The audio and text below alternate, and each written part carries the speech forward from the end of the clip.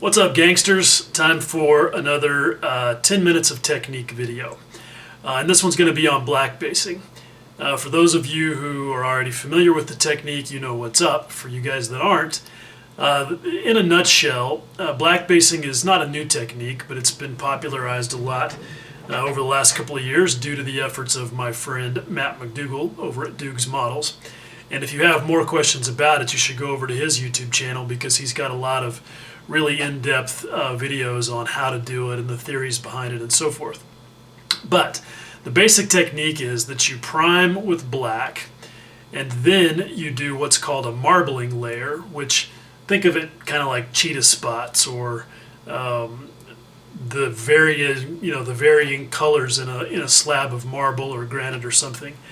Anyway, you create that marbling layer, and then you go back over and you blend that with a very thin translucent layer of your top color. And what that does is it gives you tonal variety between your base top color and darker splotches of your base top color. And it's really good as the first step in creating a lot of tonal variety of the kind that you get, say, on a very sun-faded aircraft skin where the paint has faded and worn to randomly varying amounts. Anyway, one complaint that people have about it is that it takes a while to do it because the marbling layer is time-consuming, and you'll see why here in a second. But what I'm going to show you here is a little tool that will help make it quicker. So let's take a look. Okay, so the task at hand is that I'm about to start painting the wingtips on my F4 project. Now this is a QF4E that was repurposed as a drone, and so the wingtips and the vertical stabilizer and the ends of the horizontal stabilizers are all orange, and I've mixed myself up what I think is a pretty nice version of it here using some Mr. Color lacquer that I've thinned down with just regular old cheapo lacquer thinner at about 50-50 ratio. It's pretty thin. Anyway, this is technically not going to be black basing because I'm going to be doing it on these wingtips that are already painted gray. But the principle is the same. The reason that I'm starting out with gray is because these aircraft originally had the Hill paint scheme with the light gray wingtips, and the orange was painted over that. And so that will help me get kind of the right tone that I want, but I also may do a little chipping and wear through that orange paint, and I want the gray stuff to show underneath. So that's why it's gray basing instead of black basing. But like I said, the principle is the same.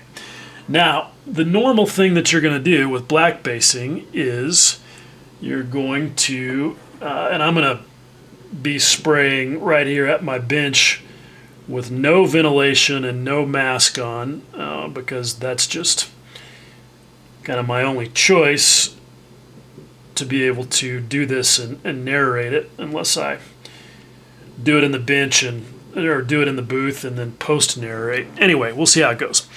Anyway, so I've loaded up my airbrush, and the basic process for creating the marble coat is that you are going to spray in random and small patterns like this.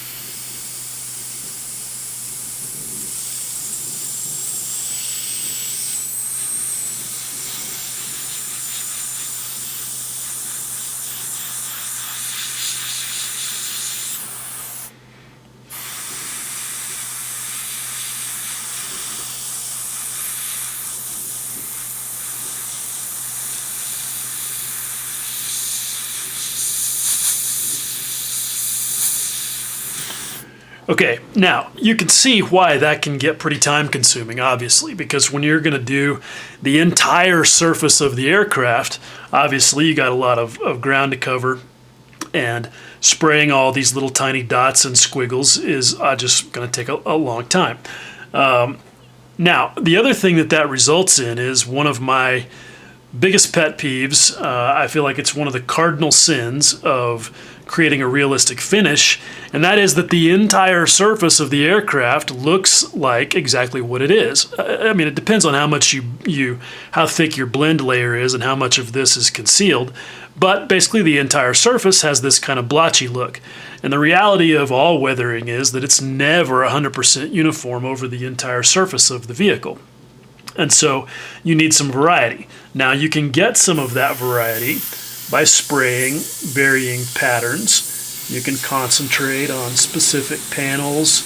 You can do specific little shapes here and there. You can work, on the edge of a thing.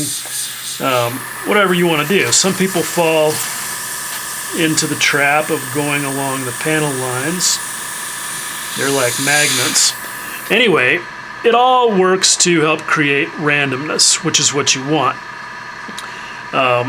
But it's slow. So what I found to make it faster are these super cool templates. These are called FX Freehand Texture Templates by a guy named Gerald Mendez. I don't know who he is or what his deal is, but you can find these on eBay or on Amazon. And as you can see, it's just a laser cut template. And it's got this lovely random texture. And you can already see where this is going, I think.